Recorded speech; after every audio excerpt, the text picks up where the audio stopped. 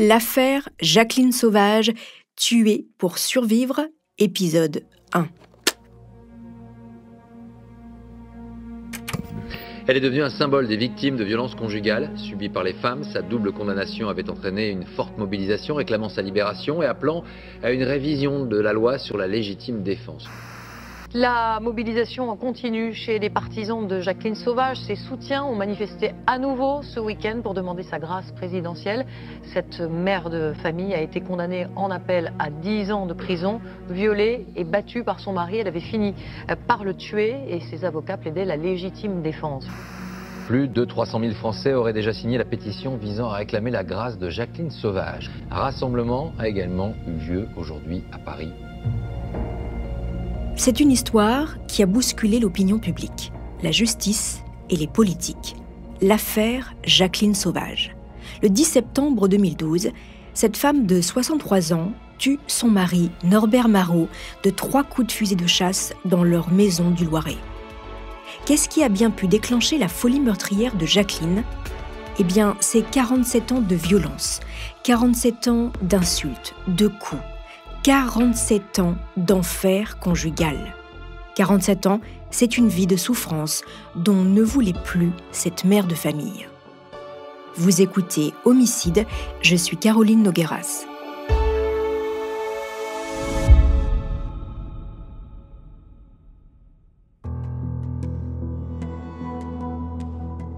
Malgré elle, Jacqueline Sauvage est devenue la meurtrière la plus connue de France, mais aussi le symbole des femmes victimes de violences conjugales.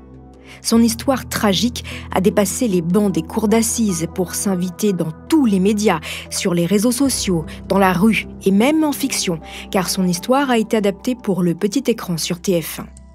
Dans cette affaire, vous vous poserez peut-être, mesdames, cette question : qu'aurais-je fait à sa place ? C'est une histoire complexe et qui a peut-être encore des parts d'ombre que je vais vous raconter. Dans le dernier épisode, je recevrai la très médiatique avocate Nathalie Tomasini qui a défendu avec sa consoeur Janine Bonachunta Jacqueline Sauvage et qui a fait de la lutte contre les femmes battues le combat de sa vie. Voici donc l'affaire Jacqueline Sauvage.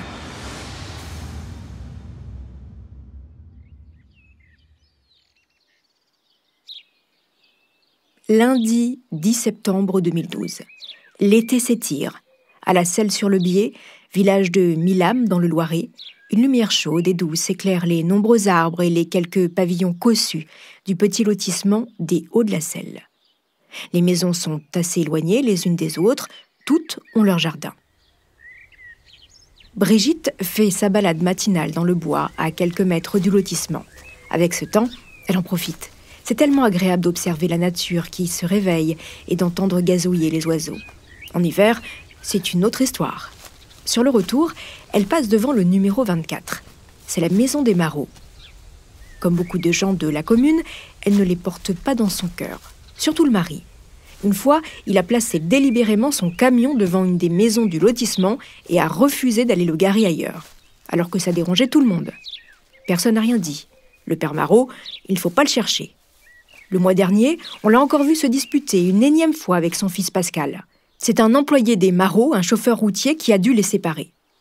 Jacqueline Marot, c'est autre chose, plus discrète, plus courtoise, même si elle ne cherche jamais à calmer son mari dès qu'un conflit éclate avec quelqu'un du village. C'est dommage, on ne la voit pas beaucoup, Jacqueline, à la Selle-sur-Biais. Tout le temps, entre ses murs, tiens, justement, les volets électriques de la maison des Marot se lèvent. Au numéro 24, dans sa grande maison, Jacqueline se réveille comme tous les matins un peu avant 8 heures. Depuis quelques années déjà, elle et son mari font chambre à part. À 63 ans, Jacqueline a sa petite routine. Elle se lève, enfile une chemise et un pantacourt et se rend dans la cuisine pour préparer le petit déjeuner. L'homme imposant la rejoint à pas lourds dans la cuisine et comme tous les matins, il est de mauvaise humeur. La radio est allumée, les nouvelles du jour, l'affaire Bettencourt. La milliardaire de 88 ans, héritière de l'empire L'Oréal, aurait légué des toiles de maître à l'un de ses proches, M. Bagné.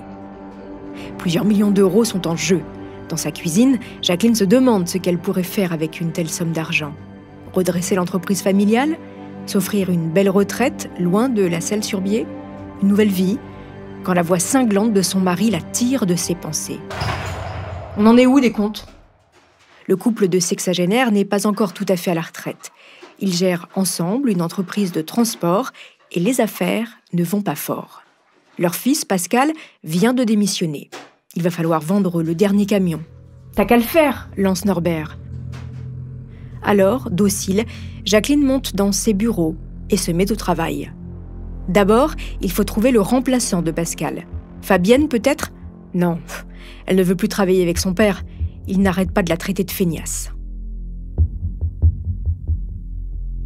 La matinée se termine. Norbert se sert son premier whisky de la journée. Jacqueline prépare le repas. Pendant qu'il déjeune, le couple se dispute. Encore une fois, à propos de l'entreprise. Jacqueline, fatiguée, sort de table, débarrasse, fait la vaisselle et prend 2 cachets de somnifères. Elle est fatiguée de subir les insultes que son mari lui envoie à la figure. Elle veut du calme. Vers 14h, Jacqueline s'installe tout habillée sur son lit et sombre dans le sommeil. Norbert, ivre, fait irruption dans la chambre. La suite, c'est Jacqueline qui la raconte dans l'émission 7 à 8 sur TF1. Après, il m'a dit « lève-toi », il m'a traîné tout en m'insultant, il m'a jeté dans la cuisine, dans le couloir. Après, il m'a frappé, encore un grand coup.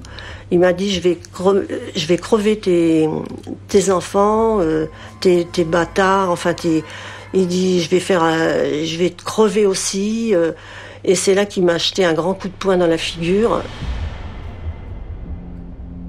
Norbert la pousse, arrache le collier en or qu'elle porte autour de son cou.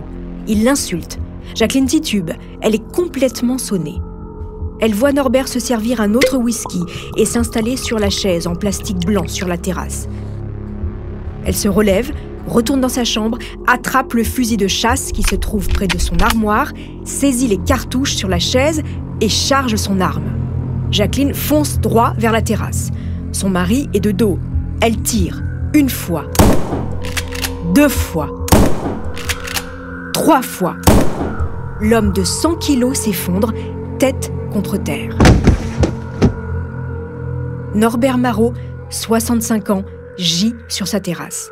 Une flaque de sang s'étend doucement autour de lui.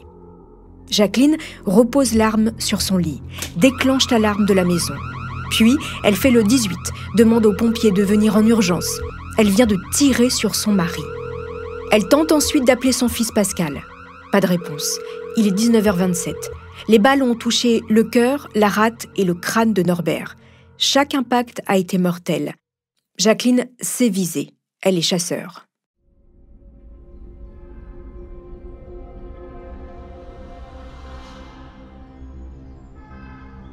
Jacqueline est immédiatement emmenée par les pompiers à l'hôpital d'Amilly pour faire un bilan.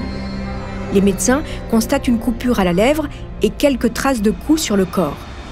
Qu'est-ce qui a poussé cette femme à tuer avec un fusil l'homme avec qui elle vivait depuis 47 ans ? D'apparence, Madame Marot est pourtant une mère de famille sans histoire, une femme qui travaille, comme il en existe des millions en France.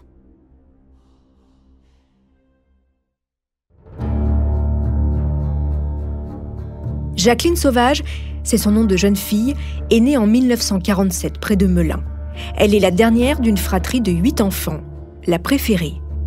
Peu avant sa naissance, 2 de ses sœurs sont décédées prématurément. La petite Jacqueline est donc un cadeau du ciel pour ses parents endeuillés. Elle vit une enfance modeste, mais plutôt heureuse entre ses 5 frères.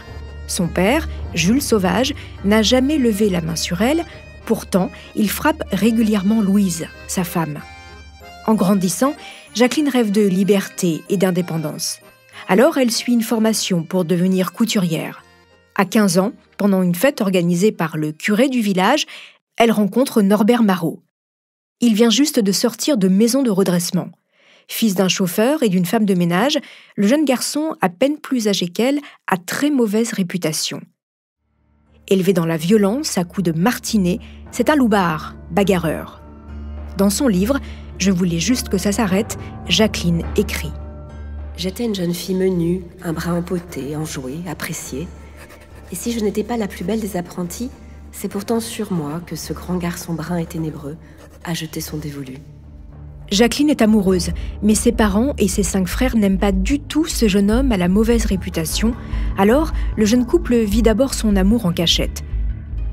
Jusqu'au jour où la jeune Jacqueline tombe enceinte. Elle a 17 ans. Déterminés à vivre leur vie comme ils l'entendent, les 2 adolescents décident donc de se marier le 5 juin 1965, contre l'avis de toute la famille de Jacqueline. 3 semaines plus tard, Sylvie, la première fille du couple Marot, voit le jour. L'année d'après, ils ont une 2e fille, Carole. Puis, ils accueillent leur fils, Pascal, et une dernière fille, Fabienne. À 25 ans, Jacqueline est déjà mère de 4 enfants. Pour loger la petite famille, le couple fait construire un pavillon à la Selle-sur-le-Biais et s'y installe en 1974. Jacqueline est ouvrière dans l'industrie pharmaceutique et Norbert passe la semaine sur les routes à conduire des poids lourds. C'est un rythme qui fonctionne bien pendant 7 ans. Mais en 1981, Norbert est licencié. Le couple décide alors d'acheter un camion et de créer sa propre entreprise de transport. Norbert conduit et Jacqueline gère l'administratif. Ils ne se quittent plus. Fusionnels, ils se font tous les 2 tatouer au niveau de leur cœur les initiales de l'autre. Les Marot, c'est un huis clos familial, sans amis autour. Le caractère bagarreur de Norbert dérange. Aucun ne voit sa famille. Jacqueline n'a pas le droit de voir ses frères. Norbert le lui interdit, puisqu'il désapprouve l'union. Les Marot se renferment un peu plus en décidant de faire travailler Sylvie, Pascal et Fabienne comme chauffeurs poids lourds dans la société. La SARL TMM pour Transport, Messagerie, Marot, Norbert fonctionne à merveille. Belle maison, beau jardin, belle voiture et camping-car, Jacqueline et Norbert deviennent presque les bourgeois du village. Et puis, les enfants grandissent. Un à un, ils quittent le nid de la Selle-sur-le-Biais et fondent à leur tour leur propre famille. Fabienne, Sylvie et Pascal continuent de travailler pour leurs parents. Carole, elle, a quasiment coupé les ponts. Dès qu'elle a pu, elle s'est échappée de cette prison familiale. Elle n'a jamais accepté de travailler pour le patriarche. Que Norbert Marot soit son père, c'était déjà trop pour elle. Derrière les murs du pavillon et de l'entreprise familiale, c'est en fait un véritable enfer qu'il fait vivre à tout le monde. Placée en garde à vue, Jacqueline apprend une terrible nouvelle. Son fils, Pascal, s'est suicidé. Fabienne et Sylvie Marot, les filles de Jacqueline, voulaient le prévenir du décès de leur père. Elles l'ont retrouvé pendu dans sa chambre. Il s'est tué 2 jours avant le meurtre de Norbert, sans laisser de lettre d'adieu. Il avait 44 ans et 3 enfants. Le père et le fils s'étaient encore une fois violemment disputés quelques jours plus tôt. Ces derniers temps, Norbert était particulièrement violent avec sa femme et son fils. Sur CNews, dans une émission consacrée aux femmes battues et à l'affaire Sauvage, Fabienne Marot, l'une des filles du couple, raconte. Moi, j'ai toujours vu ma mère en position fœtus, ma mère en train de se protéger. Voilà. J'ai vu ma mère comme ça, oui. Rabattue sur elle-même, quoi. Si elle pouvait se faire le plus petite possible pour avoir le moins mal possible, c'était ça. Donc ces scènes-là, oui, je les ai. Et puis mon père, violent, rouge, colère, et puis... Mais j'ai l'impression que c'était un fou, il était fou. Je savais pas quoi faire. Et de sa parole, surtout tu dis rien à ta mère parce que je te casse ta gueule. Et je te défonce ta gueule. T'as compris, hein, tu dis rien à ta mère. C'était ses paroles. Ne rien dire, ne pas se plaindre, ne rien laisser paraître. Jamais. C'était comme ça chez les Marot. Il fallait subir en silence les coups de colère de Norbert. Le père Marot boit. Dès qu'il est ivre, il menace, insulte et frappe tous ceux qu'il croise. À la maison et dans le village, il terrorise tout le monde. À la Selle-sur-le-Biais, on se doute que Norbert n'est pas tendre avec sa famille. Mais peu de gens sont témoins directs des coups qu'il inflige à sa femme et à son fils. En fait, le village sait sans savoir. On imagine bien que chez les Marot, tout n'est pas rose. Norbert est un homme caractériel, imposant et méfiant. Il épie ses voisins, tire à la carabine sur des pigeons. Mais personne ne lui dit jamais rien.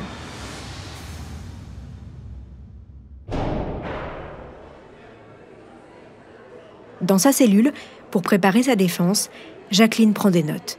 Elle essaye de se souvenir de chaque coup, de chaque insulte. Sur un petit papier, elle écrit. Début des violences familiales en 1979.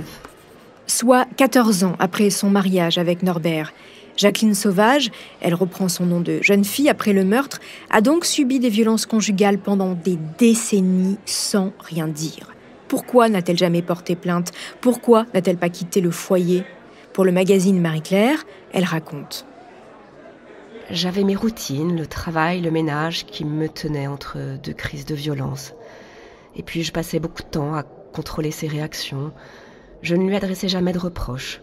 Je connaissais par cœur mon mari. Quand il rentrait, à son pas sur le gravier du jardin, je devinais s'il avait bu, je devinais son humeur. Ce qui m'a aidé à tenir, c'est mes enfants. Jacqueline encaisse la colère, l'autorité, les humiliations, les menaces et les coups en silence pour protéger sa famille et son entreprise. Après tant d'années de travail et de sacrifices, en portant plainte ou en décidant de quitter son mari, elle risque de tout perdre. C'est en tout cas ce qu'explique son premier avocat, maître Charles-François Dubosc, dans un numéro de complément d'enquête sur France 2 consacré à l'affaire Sauvage. Porter plainte, ça veut dire quoi? Ça veut dire c'est la fin du couple. Que va-t-il se passer ensuite? Qui va s'occuper des enfants? Qui va maintenir ce cocon qu'elle imaginait avoir créé? Personne. Elle s'est battue pour son statut. Norbert Marot était un homme dominant. Il a enfermé Jacqueline dans une relation toxique et dysfonctionnelle. Elle était totalement sous son emprise, et c'est sans doute aussi pour cette raison qu'elle n'a jamais signalé ses violences. Sans oublier qu'enfant, Jacqueline a, elle aussi, grandi dans un foyer violent où son père était l'homme de la maison tout-puissant. La jeune fille a été témoin jusqu'à son adolescence des coups que portait son père sur sa mère. A-t-elle intégré ce schéma dans sa tête? Pendant les 47 ans de mariage, Jacqueline a quand même tenté de fuir. Après des disputes plus violentes que d'autres, elle se réfugie parfois chez l'une de ses filles.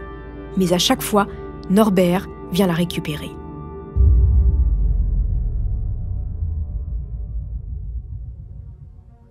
Le père Marot n'est pas seulement violent avec sa femme, il cible aussi ses filles, plus sournoisement. Dans une interview pour le magazine Madame Figaro, l'une des filles du couple raconte. Au début, il y a eu les violences physiques, qui sont devenues sexuelles à partir du moment où nous avons été formés.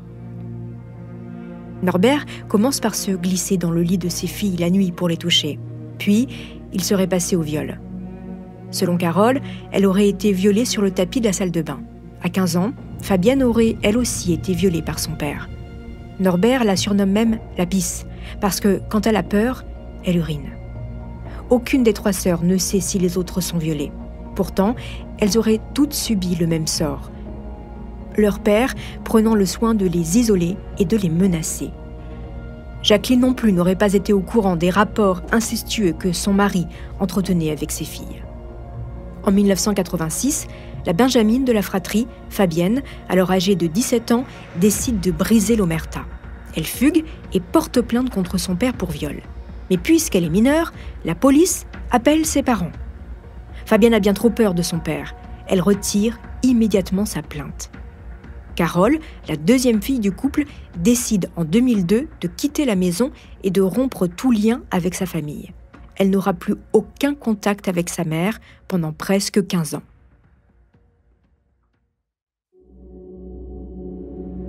Chez les Marot, la vie n'est donc pas simple. Pourtant, Jacqueline n'est pas aussi soumise qu'elle le prétend. Dans leur entreprise, TMM, c'est elle qui tient les rênes. Elle, la véritable patronne. Norbert a quitté très tôt l'école. Il ne sait ni très bien lire, ni très bien écrire. À l'inverse, Jacqueline était une bonne élève. Elle gère à la perfection tout l'administratif de la société. Si elle n'avait pas été là, Norbert n'aurait sûrement pas pu créer son propre business. Pour complément d'enquête encore, le premier avocat de Jacqueline, maître Charles-François Dubosc, se souvient. C'est elle qui prenait les décisions importantes. Et lui, il exécutait. Et puis, elle aussi a un côté sombre, plus violent. Je vous explique. En 1994, Norbert a une maîtresse. Nous l'appellerons Corinne car elle refuse que son nom soit diffusé. Il s'agit de l'une des employées de la société chargée de faire du porte-à-porte pour vendre du vin. Quand Jacqueline l'apprend, elle explose. Déterminée, elle se rend devant chez Corinne et la menace. Apeurée, la jeune femme s'enfuit en voiture. Jacqueline la poursuit à toute vitesse. Jalouse maladive, elle est prête à tout pour garder son mari, comme le raconte Frédéric Chevalier, l'avocat général du procès en appel de Jacqueline sur Europe 1. Et cette Madame X, elle le dit à la cour d'assises. Elle dit, moi j'ai flippé. J'ai eu très peur pour ma vie. Parce qu'elle a été suivie en voiture, elle avait peur que Madame Sauvage la mette dans le fossé. Parce qu'elle est venue, elle lui a tapé dessus. Madame X s'est rendue à la gendarmerie. Et c'est Norbert Marot qui est intervenu pour qu'elle ne dépose pas plainte. Et elle a dit, moi, j'ai dit à Norbert, c'est fini. Elle a eu peur de mourir. Et pour s'assurer que son mari quitte sa maîtresse et reste à la maison, Jacqueline menace avec une carabine. Les Marot sont des chasseurs. Alors des armes, il y en a partout dans la maison. Lors de la perquisition, 10 fusils et des centaines de cartouches sont saisis. Jacqueline dira même que Norbert lui offre des fusils comme d'autres offrent des fleurs. D'ailleurs, ils font partie du club de chasse de la ville depuis plusieurs années. C'est là que Jacqueline a appris à manier une arme et elle est particulièrement douée. Elle ne manque jamais sa cible. Très souvent, les consignes ne leur convenaient pas. Pourquoi ? Parce que forcément, comme les consignes étaient déterminées on va dire qu'il les traitait toujours. Vous êtes tous des cons, c'est pas comme ça qu'il faut faire. On est mal placé, on verra jamais rien ici, il faut pas faire comme ça. Des armes, de fort caractère, le drame était quasiment inévitable chez les Marot, même si tout le monde pensait que c'était lui qui tirerait un jour sur sa femme.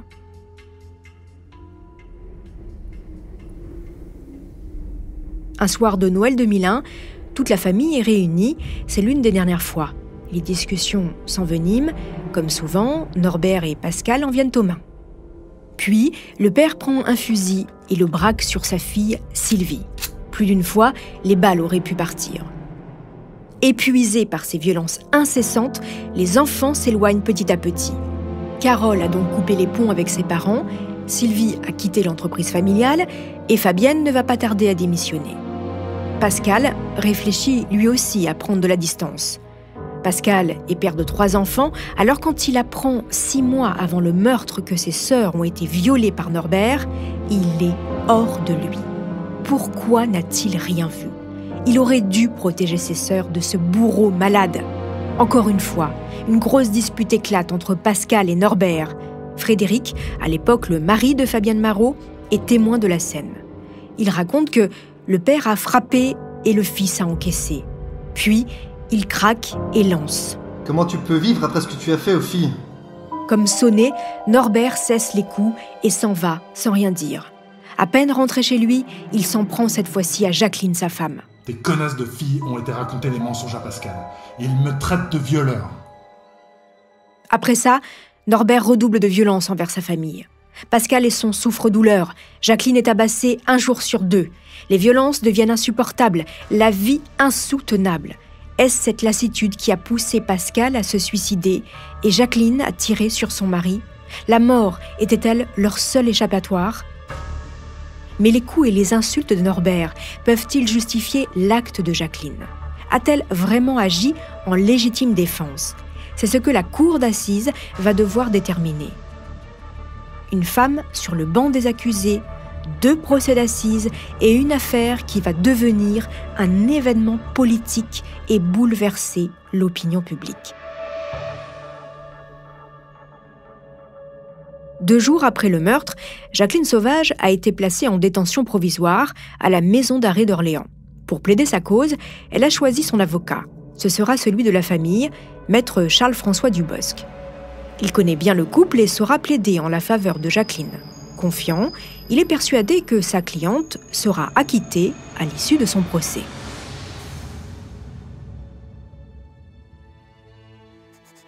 Je suis veuve depuis 3 jours. Et ce jeudi matin, je me réveille pour la première fois en prison à Orléans. Numéro d'écrou, 26 625. Ici, je serai Jacqueline Sauvage. C'en est fini de la Marot. Elle a vécu, elle n'est plus. Je reprends mon nom de jeune fille après 47 ans d'union, en dents de scie, la lame contre la gorge. J'ai été si souvent blessée dans ma chair. Le seul bonheur de mon mariage se résume à la naissance de mes enfants. Ces mots sont ceux de Jacqueline Sauvage dans son livre « Je voulais juste que ça s'arrête », édité chez Fayard. Dans sa cellule, elle reprend son souffle, retrace l'histoire de sa vie. La rencontre avec Norbert, les enfants, la maison, l'entreprise. Les années de labeur, les parties de chasse avec son mari et son fils, ses petits-enfants. Elle les voyait si peu. Elle ne les reverra sans doute jamais. Entre les 4 murs de sa cellule, Jacqueline est triste, mais résignée. Elle sait ce qu'elle a fait, elle sait pourquoi elle l'a fait. La justice sera clémente avec elle, pense-t-elle, parce qu'elle était victime de violences conjugales. En témoigne, quelques mois plus tôt, Alexandra Lange a été acquittée du meurtre de son mari. Pendant qu'il l'étranglait, elle a saisi un couteau et l'a poignardé. C'était de la légitime défense. Sans ce geste fatal, Alexandra serait morte sous les coups de son mari. Alors oui, Jacqueline est confiante. Hors de la prison, les proches de l'accusé, dont ses 3 filles, réclament sa libération. Une pétition est lancée, signée par 262 personnes. Il faut se rendre à l'évidence. La mobilisation, à ce moment-là, elle n'est pas là. Après 19 mois de détention provisoire, le 3 avril 2014, Jacqueline Sauvage sort de prison sous contrôle judiciaire. C'est donc libre qu'elle se présente face à la cour d'assises du Loiret, à Orléans, le 24 octobre 2014. Jacqueline Sauvage, 65 ans, est accusée de meurtre avec préméditation. Elle encourt donc la réclusion criminelle à perpétuité. Dans la petite salle d'audience à la moquette bleue, Jacqueline s'installe sur le banc des accusés. Cheveux gris coupés courts, une veste en jean bleu marine, elle a le visage fermé sous de petites lunettes rectangulaires. Face à elle, un jury populaire composé de 3 hommes et de 3 femmes va devoir la juger. Le reste de la salle est quasiment vide pour ce procès presque banal. Seuls quelques journalistes de la presse locale ont fait le déplacement. Tout de suite, Jacqueline fait très mauvaise impression. Elle ne semble pas concernée, elle est distante, silencieuse. Quand la présidente lui pose des questions sur sa vie conjugale, l'accusée peine à parler. Elle est froide, répond « oui »,« non », sans donner de détails. Ses 3 filles, Sylvie, Carole et Fabienne, sont appelées à la barre en tant que témoins. Elles racontent tour à tour les viols qu'elles ont subis. Carole, abusée par son père quand elle avait 13 ans, reste traumatisée. Fabienne raconte le viol, sa fugue et la plainte qu'elle n'a pas osé déposer. C'est la première fois que les filles Marot racontent, et c'est aussi la première fois que Jacqueline semble les croire. Si elles n'ont pas parlé avant, c'est par honte. Pourquoi n'ont-elles pas porté plainte ? Par peur des représailles. Dans une interview pour le magazine Madame Figaro, Fabienne raconte. Vous nous demandez si on lui en a voulu à notre mère ? Absolument pas. Faut pas croire que maman s'en foutait. Par pudeur, on n'a jamais été rien dire. Quelque part, nous sommes toutes les 4 coupables. Si elle nous avait dit qu'elle voulait faire quelque chose par rapport à notre père, on lui aurait dit non. Non pas pour éviter les qu'en dira-t-on du village, mais pour nous-mêmes. On savait que si on partait dans une procédure, ça voulait dire avoir des problèmes. Tout cela s'était passé quand nous étions adolescentes. On se sentait capable de passer l'éponge. Nos enfants n'étaient au courant de rien. Nous avions toutes les 3 des filles. On ne voulait pas ça. Elles sont formelles. Leur mère n'avait pas d'autre choix que de tuer leur père. Si Jacqueline avait appelé la police, Norbert serait devenu encore plus violent.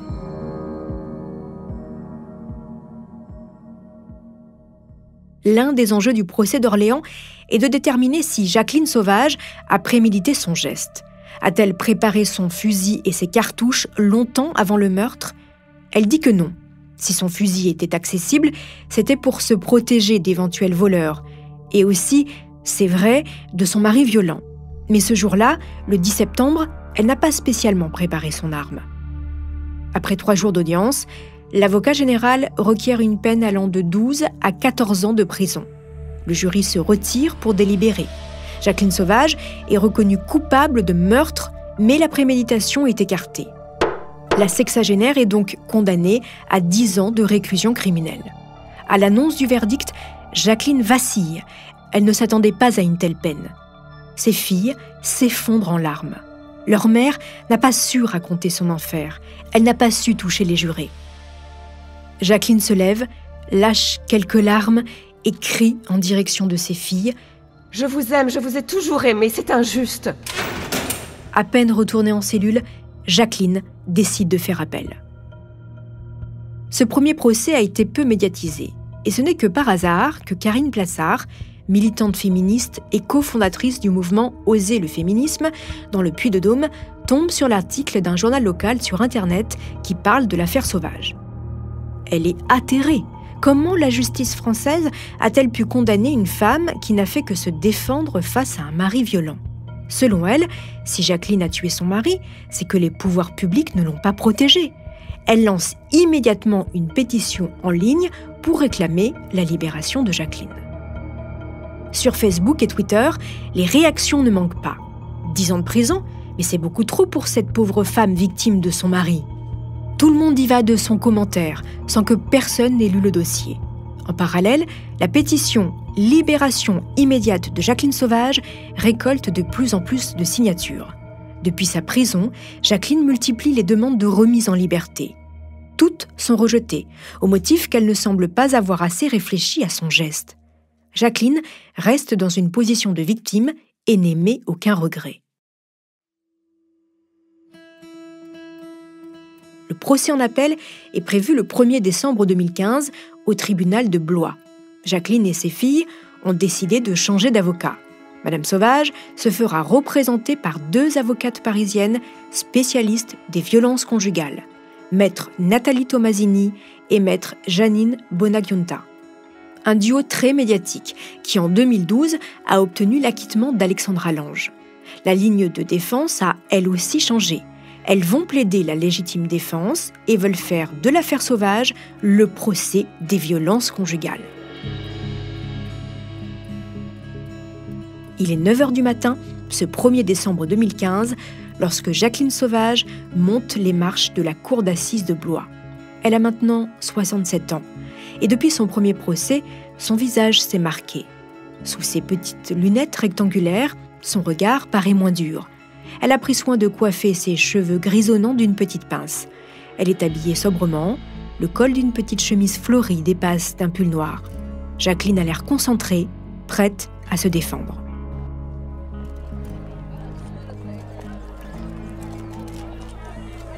Si son premier procès n'a pas attiré les foules, cette fois-ci, c'est tout l'inverse. On joue des coudes pour voir le visage de cette femme que l'on a encore du mal à percer. Tous les grands médias nationaux ont envoyé une équipe. Les bancs réservés à la presse sont complets.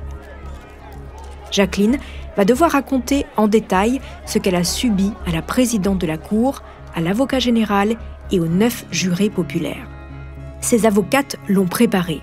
Elle doit convaincre, raconter sa vie sous le joug d'un mari violent. Alors, elle parle plus qu'en première instance. Elle pleure quelquefois. Avec Norbert, elle n'a connu que des violences. Bien sûr qu'elle a voulu partir, mais il la retenait toujours. Après chaque coup, il se montrait tendre et lui demandait pardon. Alors elle pardonnait. Elle était folle de lui. Pendant longtemps, elle a donc laissé faire. Dans les colonnes du journal La République du Centre, le journaliste Philippe Renaud rapporte chaque parole de l'accusé. C'est horrible ce qui m'arrive. Jamais je n'aurais cru faire ça. J'ai toujours essayé de faire tout. Je regrette. J'avais peur de ses réactions, j'avais toujours eu peur. Ce que j'aurais pu faire autrement, je n'aurais jamais dû connaître mon mari. C'est de ma faute. Je l'ai aimé et j'ai été trompée.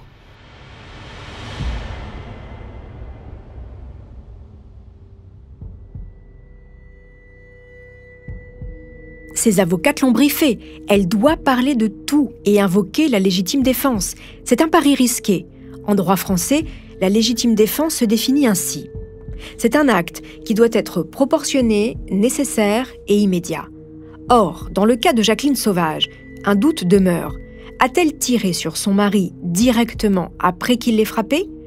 Lors de son interrogatoire en 2012, Jacqueline explique que son mari l'a frappée à son réveil vers 16h. Le médecin légiste, lui, date la mort de Norbert au lundi 10 septembre à 19h25, ce qui laisse un laps de temps de 3 heures. Que s'est-il passé pendant ces heures ? Jacqueline ne s'en souvient pas. Elle n'a donc pas agi immédiatement après l'agression. Selon la loi en tout cas, elle n'est donc pas en situation de légitime défense. Mais pour les 2 avocates de Jacqueline, dans le cadre des violences conjugales, la légitime défense doit être étendue. Les femmes battues, explique-t-elle, sont en permanence en danger et donc en permanence en état de légitime défense. Pour appuyer leurs propos, elle plaide aussi le syndrome de la femme battue. C'est un état d'emprise dû à des violences physiques et psychologiques répétées. Pour l'avocat général Frédéric Chevalier, accorder la légitime défense à Jacqueline Sauvage et l'acquitter reviendrait à autoriser n'importe qui à prendre son fusil et à tirer. Il n'en est pas question.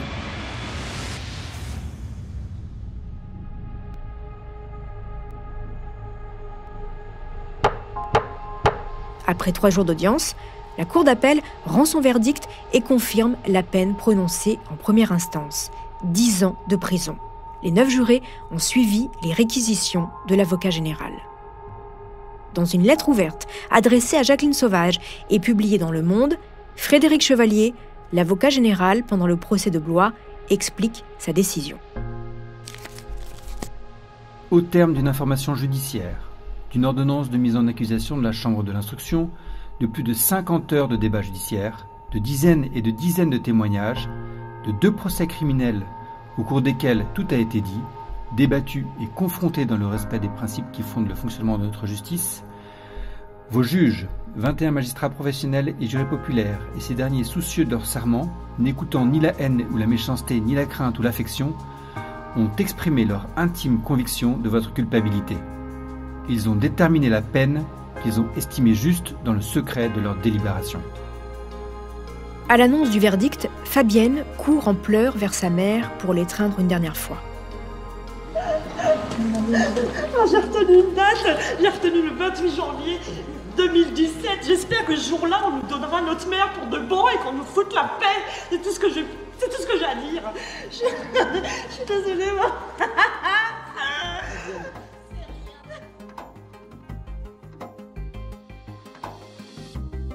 Jacqueline ne se pourvoit pas en cassation, mais sa condamnation va créer la consternation au sein de l'opinion publique. Sur les réseaux sociaux, c'est un raz-de-marée de protestations. La majorité des personnes qui s'expriment trouvent la peine injuste et s'insurgent contre la justice. La pétition lancée par Karine Plassard, militante féministe, continue de circuler et réunit plus de 40 000 signatures. En quelques jours, Jacqueline devient malgré elle le symbole des violences conjugales. Au moment de l'affaire Sauvage en 2015, une femme meurt tous les 3 jours sous les coups de son mari. De son côté, Jacqueline est fatiguée, dépassée par la surmédiatisation de l'affaire. Elle, qui a toujours mené une existence discrète et n'a jamais rien laissé paraître, voit sa vie étalée dans tous les JT. Dans le dernier épisode de cette affaire, je vous raconterai comment la mobilisation des féministes, de certaines personnalités de la vie publique, d'acteurs et d'actrices ont poussé le président de la République, François Hollande, à prendre une décision rarissime, gracier Jacqueline Sauvage. Je recevrai l'une des avocates de Jacqueline Sauvage, maître Nathalie Tomasini.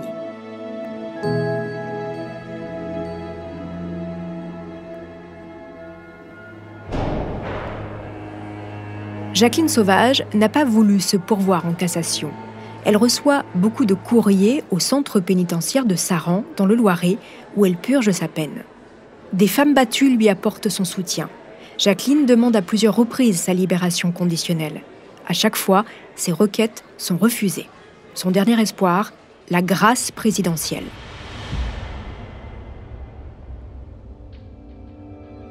Dans son bureau du palais de l'Élysée, François Hollande réfléchit. Mi-décembre, il a reçu une lettre des filles de Jacqueline Sauvage, accompagnée d'une pétition signée par 430 000 personnes, dont les actrices Eva Darlan, Annie Dupéré, ainsi que des politiques, Anne Hidalgo, Daniel Cohn-Bendit ou encore Jean-Luc Mélenchon. Tous réclament la libération immédiate de la quasi-septuagénaire. François Hollande est mitigé. Par principe, il est contre la grâce présidentielle. Il est pour l'indépendance de la justice et la séparation des pouvoirs. Mais il est aussi touché par le combat que représente cette femme. Et puis, la rue gronde.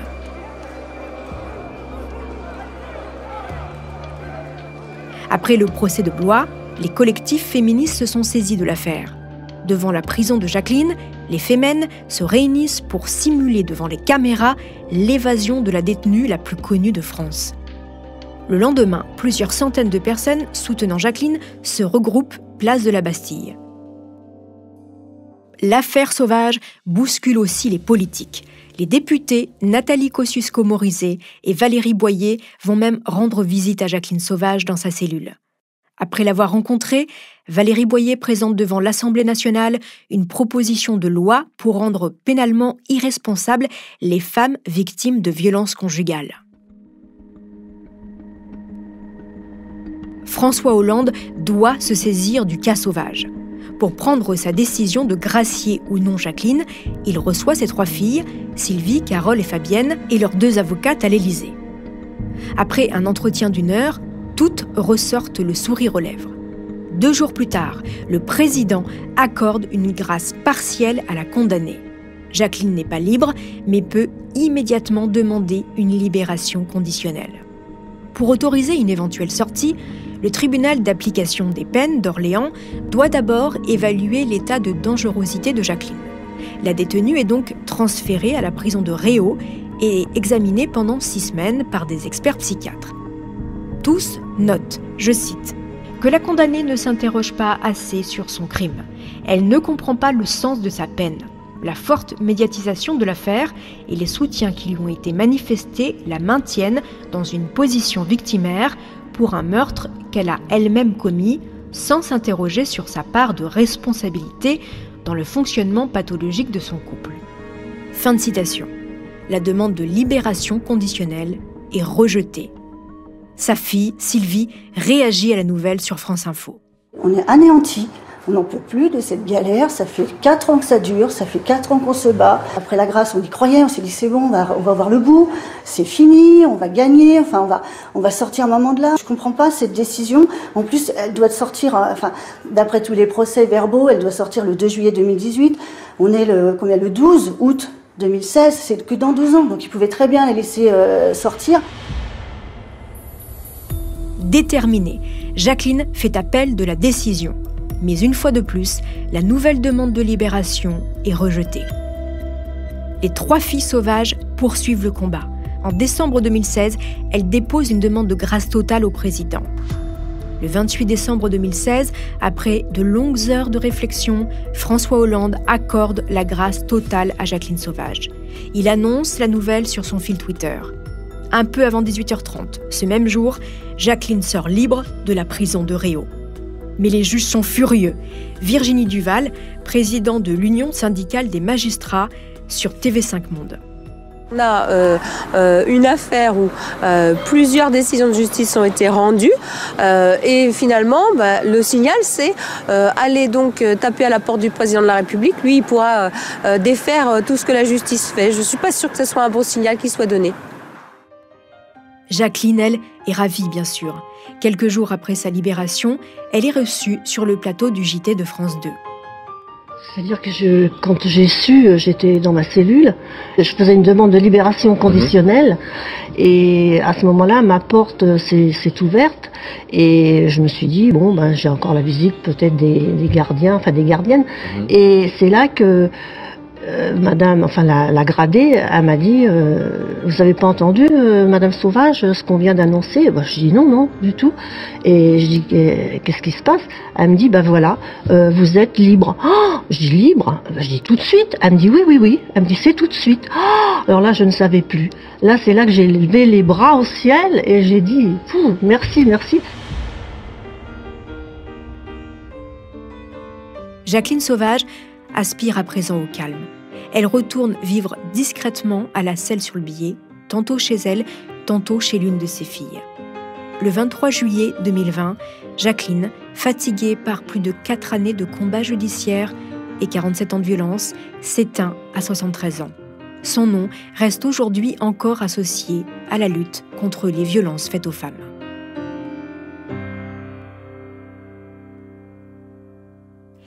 Merci beaucoup d'avoir accepté mon invitation, maître Nathalie Tomasini. Et merci d'être en studio avec moi. J'aimerais revenir sur votre rencontre avec Jacqueline Sauvage. Elle vient d'être condamnée, cette femme, à 10 ans de prison par les assises en première instance. Et vous allez devenir, avec votre consoeur, sa nouvelle avocate. Elle vient de prendre 10 ans de prison et vous allez complètement changer de stratégie de défense.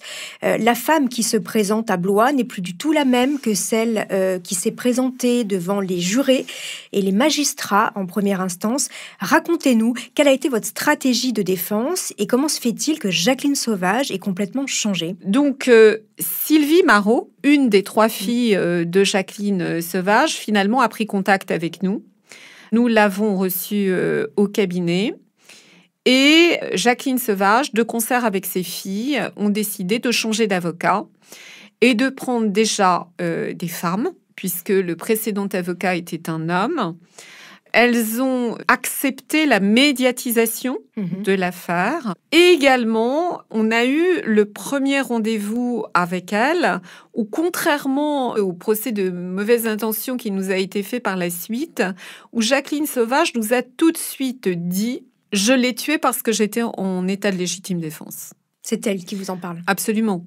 Nous n'avons pas collé une stratégie de défense pour servir un combat ou une cause. Absolument faux.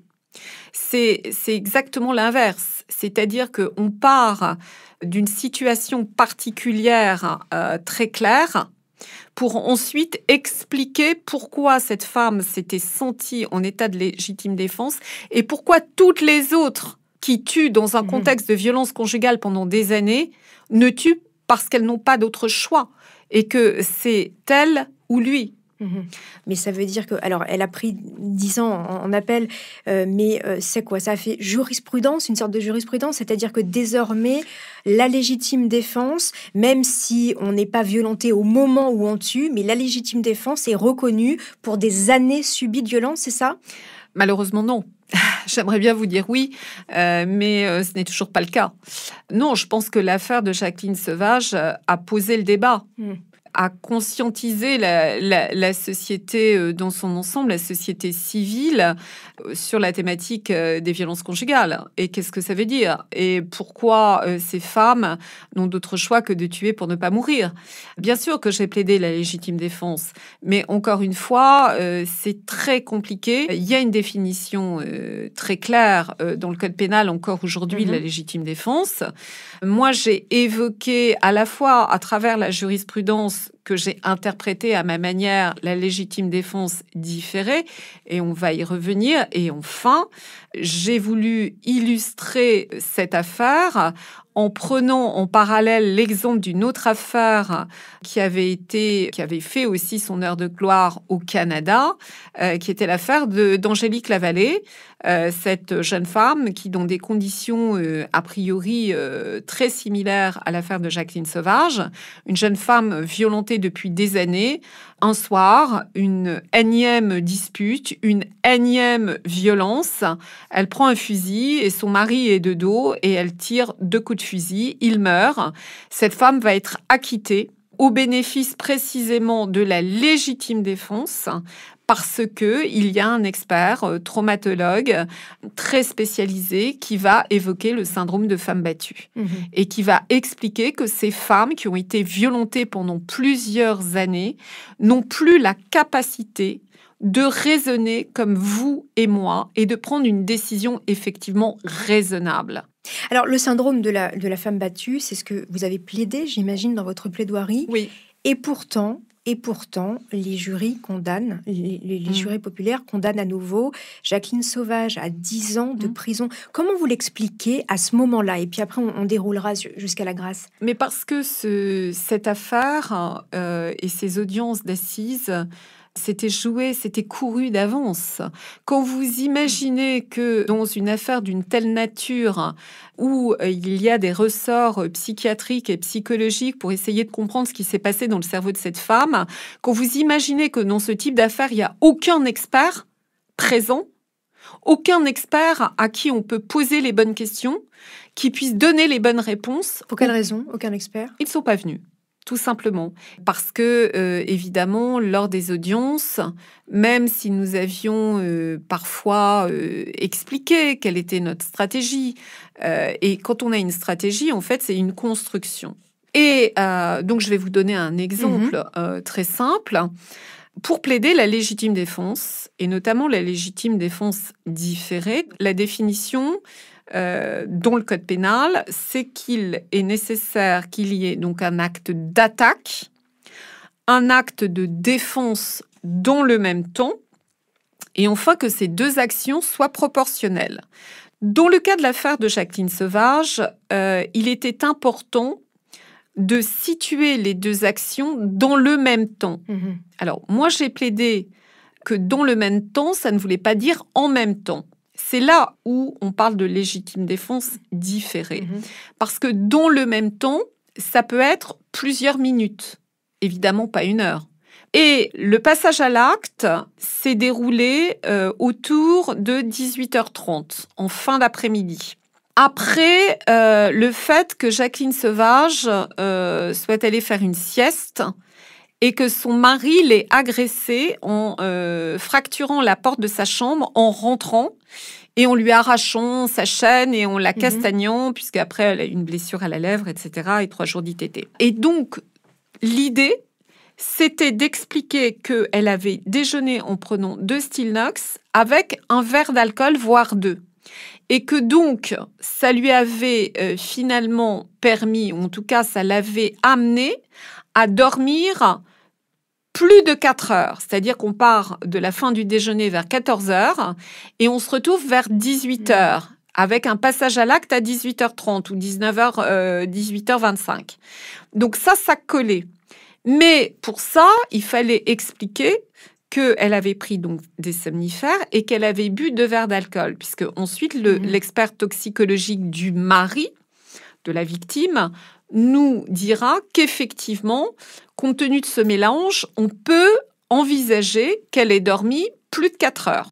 Mais je voulais donc que Jacqueline nous explique avec ses mots comment s'était déroulée sa journée avant le passage à l'acte. Et à un moment donné, donc, elle explique qu'elle a pris des cachets de Stilnox et je lui demande si elle a consommé de l'alcool lors de ce déjeuner, ce qui était le cas. Et elle répond à la barre « Non, absolument pas ». Et là, je ne comprends pas. Donc, je reformule ma question. Et je lui dis, mais Madame Sauvage, dans une de vos auditions, vous indiquez tout de même que vous avez pris un verre de vin. Est-ce que vous vous rappelez de cela? Et elle me dit, oui, mais enfin, j'ai peut-être dit ça, mais c'est faux. Bon, finalement, il y a une suspension d'audience et je lui parle, je lui dis, mais enfin, Jacqueline, je ne comprends pas. Vous savez très bien que vous avez consommé de l'alcool. Pourquoi vous n'avez pas simplement répondu oui à ma question? Elle me dit non, mais je voulais pas qu'on pense que j'étais alcoolique. Et donc, vous voyez que même quand vous préparez et c'est pas du tout, c'est pas une préparation de manipulation, ça n'a rien à voir. Et bien, même là, il y a une telle atmosphère en cour d'assises, bien sûr, que Jacqueline Sauvage, oui, elle était davantage ouverte, elle a libéré aussi sa parole, là, pour le coup, par rapport au procès de première instance. Elle était beaucoup moins taiseuse, mais elle était paniquée. Il y avait une telle pression. Bien sûr. Il y avait la médiatisation, il y avait des journalistes, puis elle savait que c'était sa dernière chance. Un accusé n'est jamais préparé à une telle tension, bien sûr, en cour d'assises. Donc, on peut les aider, on peut les coacher, entre guillemets, mais on n'y arrive jamais tout à fait. Bien sûr. Alors, on l'a dit, elle est à nouveau condamnée à 10 ans de prison, une peine dure à encaisser pour vous qui avez travaillé longuement sur sa défense, pour elle, bien évidemment, parce que vous le dites, c'est la dernière fois, elle n'ira pas en cassation, elle ne veut pas aller en cassation. Et d'où vient cette idée de la grâce, alors, demander la grâce présidentielle? Mais la grâce, elle est venue après toute cette effervescence, cette indignation. Voilà. Cette indignation de la société dans son ensemble. Il y avait un consensus un effroi total eu égard à la lourdeur de cette peine, eu égard à l'âge de cette femme, qui pouvait être la grand-mère de plusieurs femmes, qui était mère, dont les filles avaient subi des viols, dont le fils s'était suicidé. Enfin, alors François Hollande, qui est donc président de la République à ce moment-là, et qui est pour la séparation des pouvoirs, il faut le préciser, ce n'est pas quelqu'un qui va donner facilement sa grâce présidentielle. D'ailleurs, elle a été très peu donnée dans l'histoire de la Ve République. Finalement, vous le rencontrez, mais il finit par céder et il finit par accepter cette grâce présidentielle. Racontez-nous, j'imagine que dans l'histoire d'une avocate, c'est un moment extraordinaire. C'est un moment effectivement extraordinaire dans tous les sens du terme, parce qu'avant de le rencontrer, on nous contacte, évidemment. C'est l'Élysée qui va nous contacter parce qu'il y a une pression telle qu'on va nous contacter après, bien sûr, qu'il y ait eu cette demande de grâce qui a transité par notre cabinet. C'est-à-dire que ce sont les filles de Jacqueline qui ont formulé cette demande de grâce et qu'on a joint dans la lettre co-signée par les 3 sœurs, les pétitions et également l'ensemble des signataires du comité de soutien des artistes qui était présidé à l'époque par Eva Darlan. Donc, on fait déposer cette enveloppe à l'Élysée avec cette demande de grâce. Et on attend. Donc, j'étais dans le train, je descendais à Draguignan, j'étais dans le train, il était tard, il devait être 21h, et mon téléphone sonne. Et je vois que c'est un numéro 01, c'est pas un numéro de portable. Donc, je décroche. Et j'entends Maître Tomasini. Je dis oui, moi-même. C'est l'Élysée à l'appareil, le cabinet de François Hollande. Donc là, j'ai comme un éblouissement, en fait. J'ai comme un éblouissement et ça coupe. Je me dis, il faut pas que je rappelle parce que ça va contrarier. Il va me rappeler, etc. Il faut pas que j'appelle. Et ça rappelle plus. Je me dis, mais j'ai peut-être rêvé. Je le veux tellement, cet appel. Finalement, il rappelle. Et en plus, avant qu'il met au téléphone, j'entends, mais dans une frénésie, ça y est, on a l'appel, je l'ai. Et on me dit, voilà, Maître Tomasini, le président souhaiterait vous rencontrer, vous et vos clientes, en urgence. Quand est-ce que vous êtes disponible? Et alors, est-ce que vous pouvez nous raconter comment ça se passe? Bah écoutez, ça se passe, j'ai été assez estomaquée, assez stupéfaite de voir la bienveillance avec laquelle François Hollande a reçu les filles de Jacqueline. Il avait certains de ses conseillers autour de lui. Il avait notamment sa conseillère juridiquement parlant qui était présente. Mais ça a été d'abord un rendez-vous d'écoute. Ce premier entretien, ça a été vraiment... La parole a été donnée aux 3 filles de Jacqueline. Il les a entendues l'une après l'autre, assez longuement. Il leur a posé beaucoup de questions. Il a semblé très ému par le discours de chacune. On en est ressorti, je dirais, quand même assez bouleversés, que ce soit les filles de Jacqueline et nous-mêmes, avocates, parce qu'on n'en attendait pas autant, en fait. Et donc, le président François Hollande me dit, écoutez, Maître Tomasini, on va faire quelque chose pour votre cliente. Déjà ça, je m'assois. J'étais debout, je m'assois. Et il commence à me parler de la grâce partielle. Donc, c'était pas exactement ce que j'attendais. Mais donc, ensuite, on va, comment dire, avoir des échanges sur les modalités de cette grâce partielle. Et ce qui était hyper intéressant, c'est qu'en fait, il levait le verrou de la peine de sûreté. C'est-à-dire que ce que nous allions demander en termes procédural avec des délais relativement longs et un aléa judiciaire, il nous l'offrait. Parce que juste une petite, et après on va avancer, une petite précision. La grâce partielle ne veut pas dire qu'elle va sortir. C'est ça qu'il faut vous expliquer. Pas du tout. Voilà.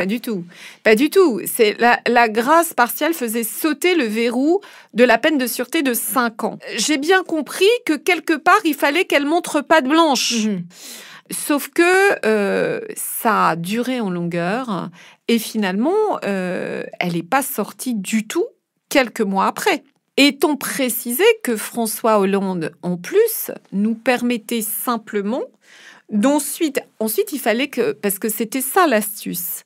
C'est qu'il n'était pas décisionnaire. Alors finalement, on arrive à la grâce Total. Alors Jacqueline Sauvage sort, elle est épuisée par ce combat judiciaire.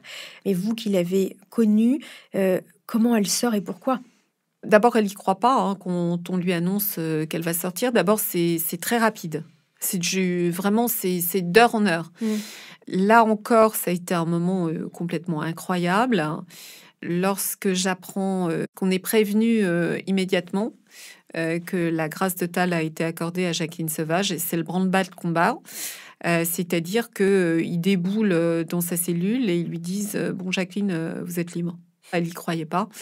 Évidemment, elle est folle de joie parce qu'elle retrouve ses filles, elle retrouve son chien, ses petits-enfants, sa famille, et puis qu'elle a l'impression quand même s'il faut le rappeler, de par la grâce, la condamnation subsiste. Elle reste mentionnée au casier judiciaire, donc elle est graciée, mais elle est toujours condamnée. Bien sûr. Mais elle a le sentiment qu'elle a été entendue, et puis elle a reçu un flot de lettres de soutien. C'était incroyable, incroyable. Alors pourquoi elle sort dans cet état, si fatiguée fatiguée parce que déjà elle avait l'âge qu'elle avait et par ailleurs, elle a eu une vie, il y a eu 47 ans de souffrance et de violence conjugale.